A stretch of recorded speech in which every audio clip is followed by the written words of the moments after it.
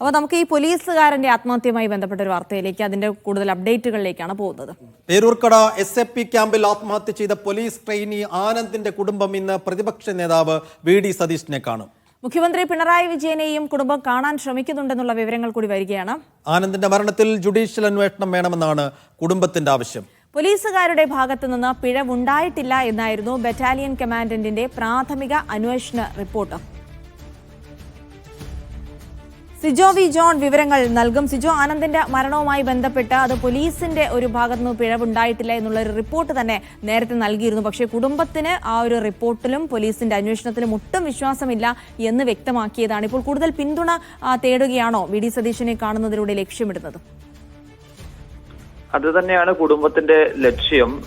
ഇതിൽ പ്രധാനമായും ജുഡീഷ്യൽ അന്വേഷണമാണ് കുടുംബം ആവശ്യപ്പെടുന്നത്. പക്ഷേ സർക്കാർ ഇതുവരെയും ഈ ആവശ്യത്തോട് അനുകൂലമായ നിലപാട് സ്വീകരിച്ചിട്ടില്ല.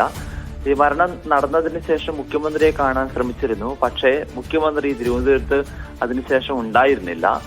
മുഖ്യമന്ത്രി മറ്റു പല ജില്ലകളിലൊക്കെ ആയിരുന്നു.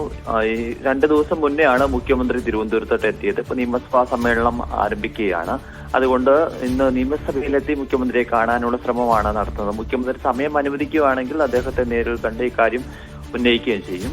എന്തായാലും പ്രതിപക്ഷ നേതാവിനെ അതിന് മുന്നോടിയായി കാണാൻ വേണ്ടി തീരുമാനിച്ചിട്ടുണ്ട്. അദ്ദേഹം ഇവരെ കാണുന്നതിനുള്ള സമയം അനുവദിക്കുകയും ചെയ്തിട്ടുണ്ട്. അദ്ദേഹത്തെ കണ്ട് ഇക്കാര്യത്തിൽ സർക്കാരിന് മേൽ തങ്ങൾ ഉന്നയിക്കുന്ന ആവശ്യത്തിന് പ്രതിപക്ഷവും കൂടി ഇക്കാര്യത്തിലൊരു ആവശ്യം ഉന്നയിക്കുക, അല്ലെങ്കിൽ സർക്കാരിനോട് അക്കാര്യത്തിലൊരു നിലപാട് അറിയിക്കുക എന്നുള്ളൊരു കാര്യം പ്രധാനമായും ഉന്നയിക്കുക. അതോടൊപ്പം തന്നെ മറ്റു രീതിയിലും ഈ അന്വേഷണം ശക്തമാക്കുന്നതിനുള്ള നടപടികളിലേക്ക് പോകാൻ വേണ്ടിയിട്ട് കുടുംബം ആവശ്യപ്പെടാൻ തീരുമാനിച്ചിട്ടുണ്ട്.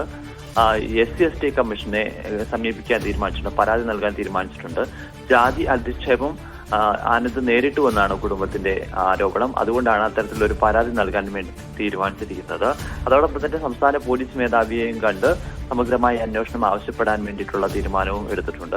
ഇതിൽ 2 രീതിയിലുള്ള അന്വേഷണമാണ് ഇപ്പോൾ പോലീസ് നടത്തുന്നത്. ഒന്ന്, ഈ പോലീസിന്റെ ഭാഗത്ത് നിന്ന് വീഴ്ച പറ്റിയിട്ടുണ്ടോ എന്നുള്ള കാര്യത്തിൽ പോലീസ് കമാൻഡന്റിന്റെ അന്വേഷണം നടക്കുന്നു. അതോടൊപ്പം തന്നെ ഈ കുടുംബം ഉന്നയിച്ചിരിക്കുന്ന ആരോപണങ്ങളുണ്ട്, അതിൽ ക്രൈംബ്രാഞ്ച് അന്വേഷണമാണ്. പക്ഷെ അത് പറ്റില്ല, അതിൽ ജുഡീഷ്യൽ അന്വേഷണം വേണമെന്ന നിലപാടിൽ ഉറച്ചു നിൽക്കുകയാണ് കുടുംബം.